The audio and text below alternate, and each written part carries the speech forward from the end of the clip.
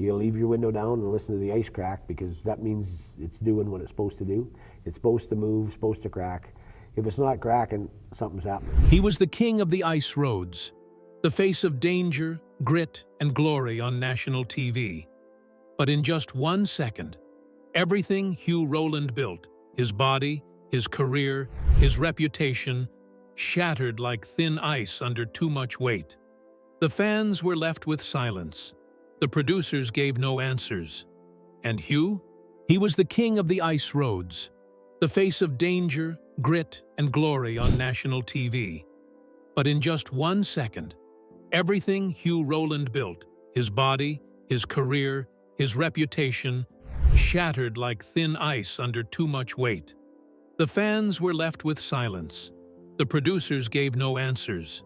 And Hugh? He disappeared. What really happened to the man known as the Polar Bear? Why did ice road truckers erase him from history? And how did one crash expose everything wrong behind reality TV's most dangerous show? The crash that changed everything. It wasn't snow. It wasn't black ice. It wasn't even the kind of white-knuckle route Hugh Rowland had faced for 3 decades in the Arctic. The road was dry. The weather was clear. There was no storm, no ice cracking under the tires, no wind screaming across the tundra. It should have been one of the safest drives of his year.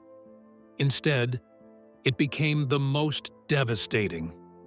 On August 3, 2014, Hugh was riding passenger in a Dodge Ram. Next to him sat Will Morrison, a man he trusted, not just a colleague, but a longtime friend and producer from the very show that made Hugh a household name. They weren't racing against time, hauling massive cargo across frozen lakes, or navigating dangerous cliffs. They were simply returning from a casual outing. The road stretched out ahead, calm and predictable. Then, in a matter of seconds, everything changed. The truck swerved. Hugh felt it before he even registered what was happening. Tires screamed, steel twisted, glass exploded. The truck rolled violently off the road, flipping over and over until it finally came to rest, crushed and mangled against a tree.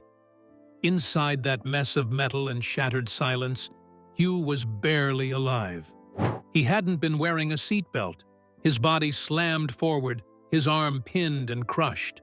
His head cracked the windshield. His back absorbed the rest. He woke up in a hospital bed, not to flashing cameras or concerned producers, but to the beeping of machines and the sting of a ventilator. The man who once roared down ice roads like a titan was now motionless.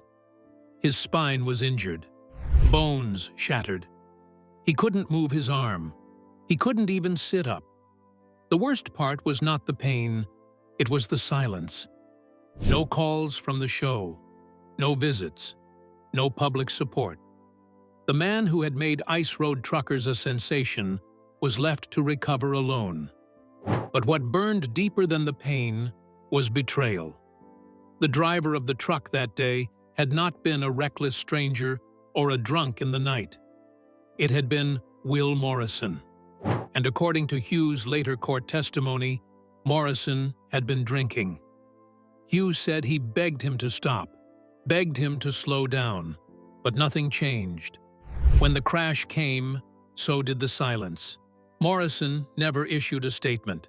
He never came to the hospital. He vanished, just like the support from the network that once relied on Hugh's face to sell millions of dollars in advertising. For a while, fans had no idea what happened. The next season aired as if Hugh had never existed. No tribute, no explanation. Just a hole where the polar bear used to be. Online forums buzzed with speculation. Some guessed he had retired, others whispered about an injury.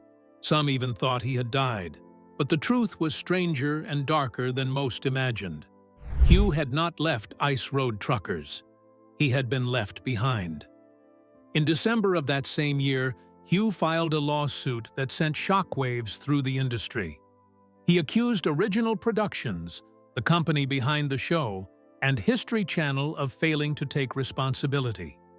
He accused Morrison of driving under the influence. And he didn't stop at physical injuries.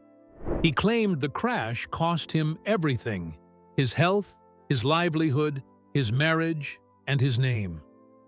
His wife Diane later told reporters that he was no longer the man she married. His laughter was gone. His fire had dimmed. For Hugh, the accident wasn't a tragic event. It was an erasure. One moment, he was a global television star. The next, he was broken in a hospital bed, abandoned by the very people who built their success off his image. The lawsuit dragged on for over 2 years. The producers denied liability. They claimed the accident occurred off-duty, outside their control. Behind the scenes, the industry watched in silence, not sure whether to support the man or protect the brand. Eventually, the case was settled in private. No apology was issued. No amount was disclosed. The story was swept away, buried under 1,000 other headlines. But to Hugh, no check could ever replace what he had lost. His body healed slowly, but his reputation never recovered. Another claimed the crash gave producers the out they had been waiting for. No one said it publicly, but among those who worked behind the scenes, it was widely known. Hugh wasn't fired. He was erased. Fans never got a real answer, and Hugh, broken and betrayed, chose silence. No media appearances, no interviews, no social media presence. The once unstoppable polar bear was now off the grid. But the questions still linger. Why did the network let him go so easily? Why did no one stand by him? And why did the friend who nearly killed him walk away without consequence? The real damage of that crash wasn't measured in broken bones. It was measured in silence, in trust lost, in a legacy cut short with no warning.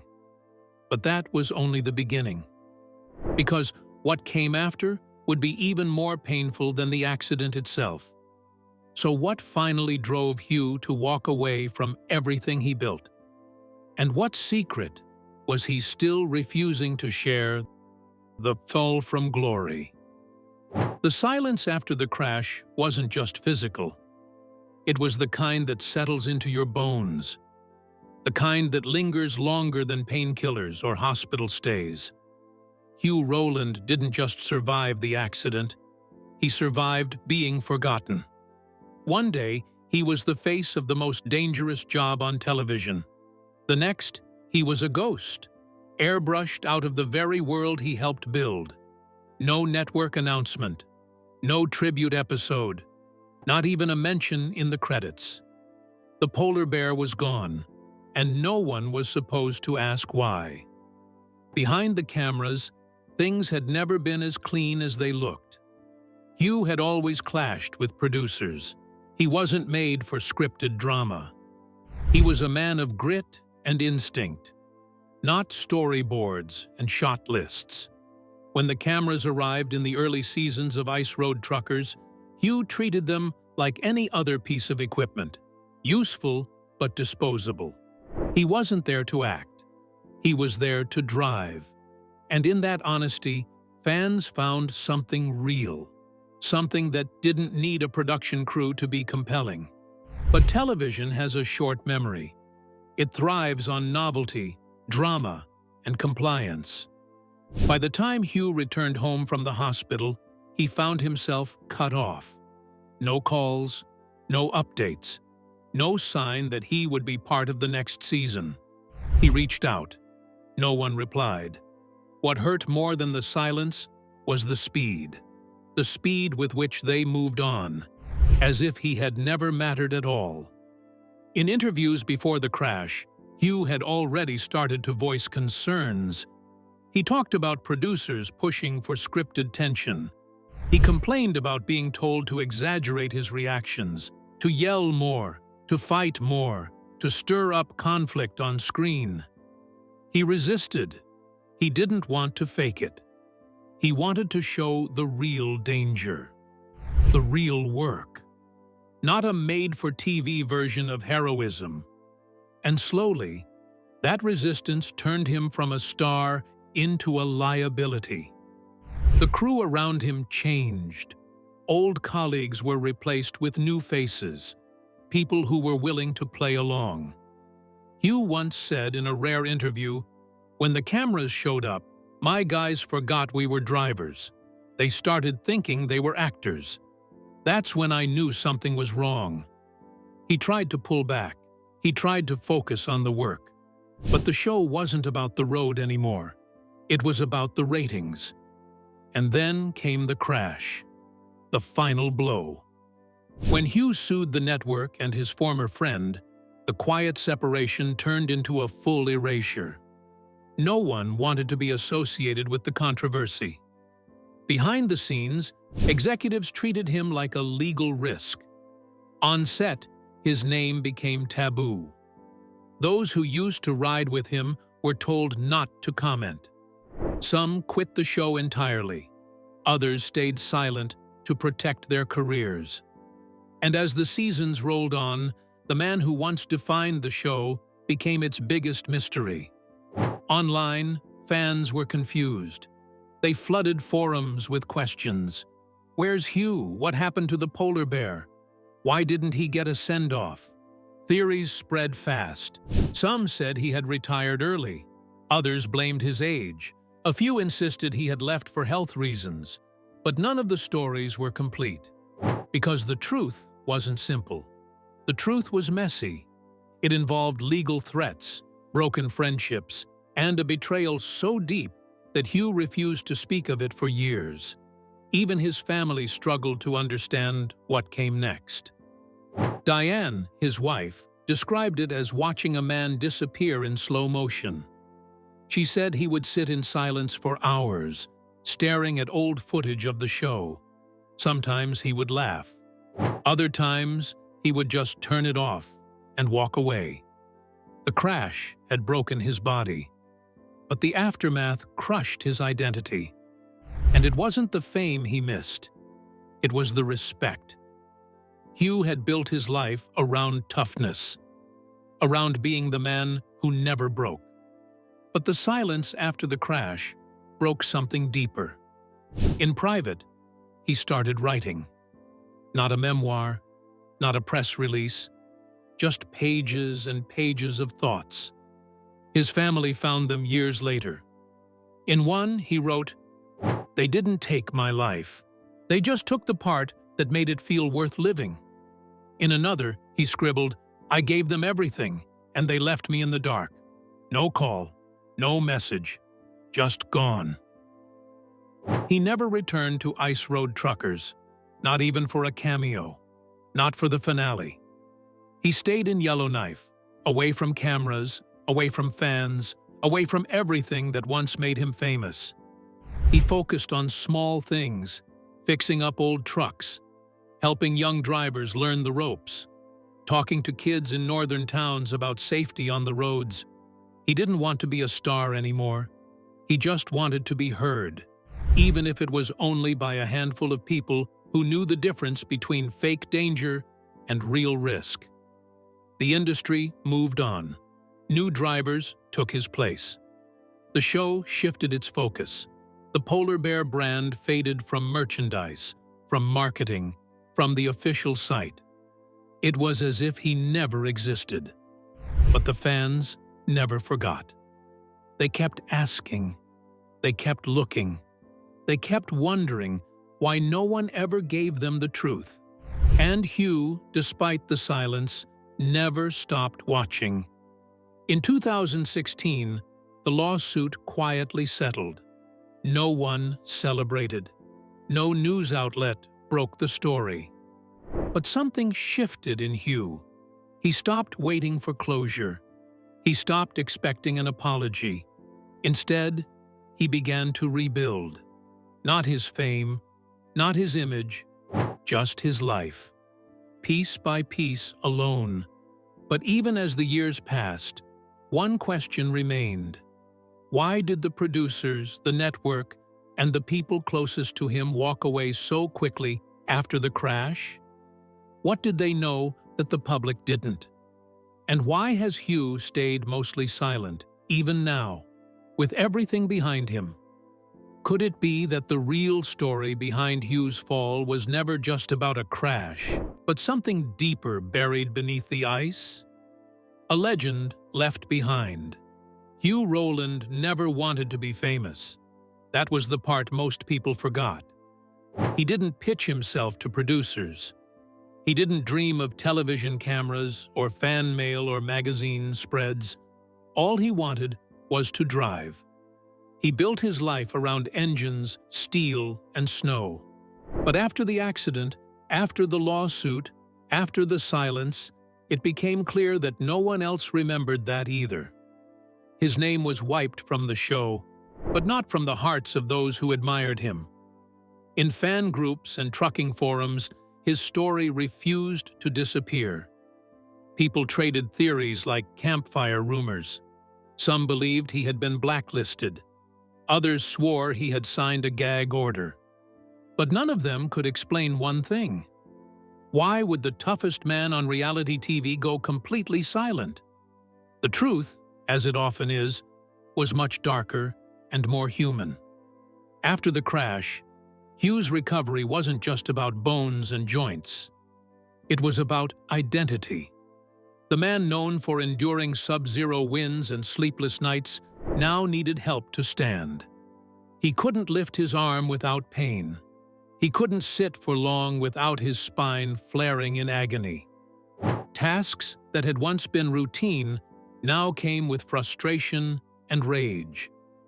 It wasn't the injury that haunted him. It was the helplessness. He had built his reputation on endurance. Now he had to learn what it meant to live without it. Depression crept in slowly. Not the kind that shows up with tears, but the kind that wears you down over time. Friends stopped calling. The network had moved on. The fans didn't know where to reach him, and the silence grew louder. His wife Diane described it as living with a ghost. Hugh still walked the same halls. He still sat at the same table. But he wasn't really there. He tried therapy, but he struggled to trust it. For a man who had spent his entire life pushing through pain, sitting in a room and talking about it felt unnatural. Still, he kept going, week after week, trying to understand how a man like him could lose so much so fast. Not just his career, but his place in the world. Privately, he began journaling again. He filled notebook after notebook with memories of the road. The good days. The nights when the aurora borealis lit up the sky as he hauled freight across black ice. He wrote about the smell of diesel in the morning, the way the ice creaked like a warning beneath his tires, and the satisfaction of a successful delivery when everyone else said it couldn't be done. But those were just memories. And in the present, Hugh had to face a world that had forgotten him. He stopped watching television. The sound of ice road truckers' reruns made his chest tighten. Not because he missed the show, but because he no longer recognized the man on screen. The rough laughter, the sharp glare, the swagger. That wasn't him anymore. That was someone who lived before the accident, before the betrayal. In 2019, his family released a small excerpt from one of his private journals. It was a short line, written without punctuation, almost like a whisper. I didn't lose everything in the crash. I lost it in the months that followed when no one came. That one sentence said more than any interview ever could. Hugh hadn't been taken out by ice or speed or even pain. He had been taken out by absence, the absence of care, the absence of loyalty, the absence of truth. Around the same time, whispers resurfaced. Some claimed that producers had seen the crash as an opportunity, that they had grown tired of Hugh's unwillingness to play along on camera, that his lawsuit gave them an excuse to cut ties and never look back. Others argued that Hugh was too unpredictable, that he had made things difficult for the crew. But none of those theories explained why no one ever acknowledged him again. Not a single official message, not even a public thank you. The mystery deepened. Then, in a local podcast appearance in 2020, Hugh finally broke his silence. His voice was quieter now, measured, weathered. He didn't point fingers, he didn't rant. But he made one thing painfully clear. He had not disappeared because he was ashamed. He had disappeared because the world he once belonged to no longer welcomed him. The trucks were still there. The roads were still dangerous. But the cameras had changed everything. He described the pressure to create drama, the constant push from producers to make the show more entertaining. More yelling, more tension, more scripted danger. "I just wanted to drive," he said. "They wanted me to be someone I wasn't." He admitted the crash had been the final straw, but the truth was, he had been slipping away long before that day. He had lost control of his image, of his purpose, of his story. Even after all this time, he refused to name names. He didn't blame Morrison outright. He didn't accuse the producers in detail. But his message was clear. He had been left behind by people who saw him as a product, not a person. And when the product broke, they threw it away. Still, not all was lost. In the years following his quiet exit, Hugh began working with injured truckers across Canada. He used his story not to earn sympathy, but to teach others what the job really cost. He spoke at small events, gave talks in vocational schools, and created a space where drivers could speak openly about burnout, injury, and the emotional toll of the road. He wasn't the polar bear anymore, but he had found something just as important: meaning. One driver who attended one of Hugh's talks described him as a man who's been through hell and still holds the door open for others. That quiet respect mattered more to Hugh than anything he had received during his years on TV. Still, questions remained. Why did the network never speak his name again? Why did those he worked with for years never offer a public show of support? Was it legal pressure? Was it shame? Or was it the simple fact that television doesn't make room for broken legends? And most haunting of all, what else did Hugh never say? The truth he never told on camera. In the years that followed the crash, Hugh Rowland didn't just fall out of the spotlight. He became a myth. The man who had once driven through whiteouts with nothing but instinct and sheer force of will was now a question mark. A ghost in the rearview mirror of a franchise he helped build. The deeper fans looked for answers, the more elusive the truth became. And for the most part, Hugh let it stay that way. He chose silence, but not because he had nothing to say. He chose silence because what he had to say would change everything. For a long time, Hugh had tried to protect the image of the job he loved. Even after the lawsuit, even after the betrayal, he held back.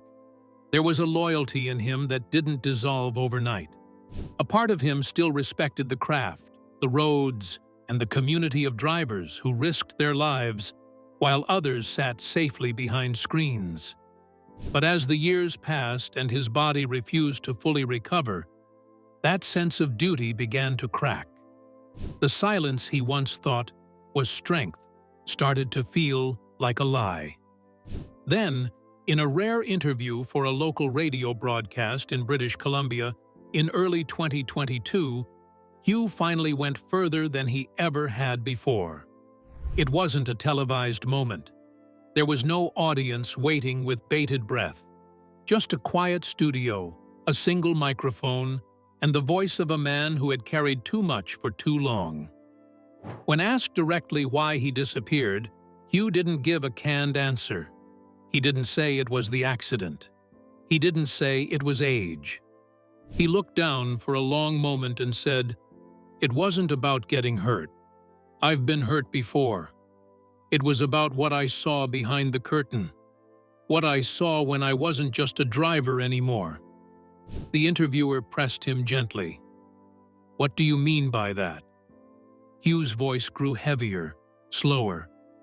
"I mean, I wasn't supposed to tell the truth. About the roads, about the stunts, about the way they pushed us to go further than we should have. It stopped being about the work. It stopped being about the danger. It became about the footage." For the first time, Hugh admitted that in the later seasons of Ice Road Truckers, many of the routes were chosen not for necessity but for spectacle. Roads that no company would normally assign to a seasoned driver were suddenly being used for filming. Not because they were efficient, but because they were treacherous. Because they looked good on camera. According to Hugh, there were times when drivers were encouraged to take unnecessary risks to ignore the small voice of caution, all in the name of entertainment. "They never told us to crash," Hugh clarified. "But they did tell us to make it exciting. And when you've got a film crew behind you and a producer telling you this is what the episode needs, you start to question your own judgment. You stop trusting your gut. That's when it gets dangerous." The crash that nearly killed him didn't happen on camera. It wasn't part of a stunt.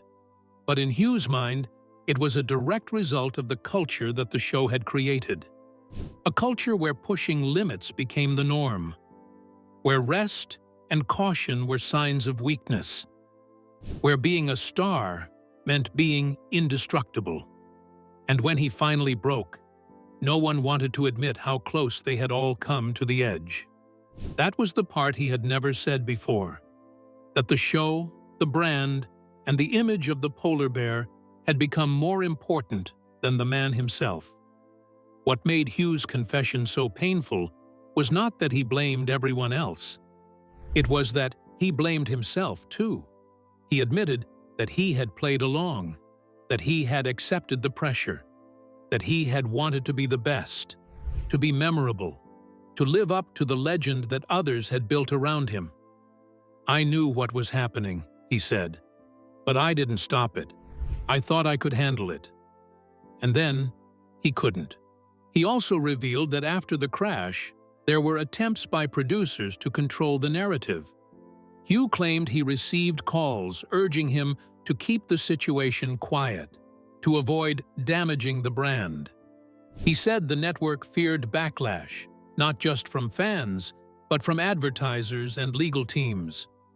The accident was not something they wanted attached to their success story. They wanted a clean break. And Hugh gave it to them, at first. But after months of silence and zero support, he changed his mind. That was when he filed the lawsuit. And that, he believed, was when the industry turned its back on him for good.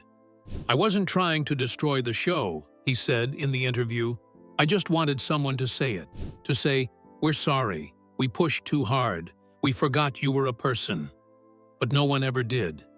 They just wanted me to disappear." And for a while, he did. But inside that disappearance was a man struggling with everything he had once believed. A man who had been loyal to the road, to the job, to the brotherhood of drivers, and who now felt like all of that had been traded for ratings and scripted drama. But even in that darkness, Hugh found something unexpected. He found his voice. Not the booming voice from the show, not the roaring laughter from the cab of his Kenworth, but a quieter voice. A voice that spoke to injured drivers, to young men just entering the business, to families who didn't understand why their fathers and husbands and brothers came home so silent after a long haul. Hugh became a mentor in private, Not a star, not a character. Just a man who had seen too much and survived enough to talk about it. He started writing again. This time it wasn't just for himself. He began working on a manuscript, not a tell-all exposé, but a personal reflection. A story about what it meant to live through fame, to be chewed up by it, and to come out on the other side. He didn't want revenge. He wanted clarity. He wanted to show others what he wished someone had shown him. That survival isn't just about enduring the cold or conquering the road. It's about knowing when to step away. And why. In 2023, that manuscript was quietly completed. It has not yet been published.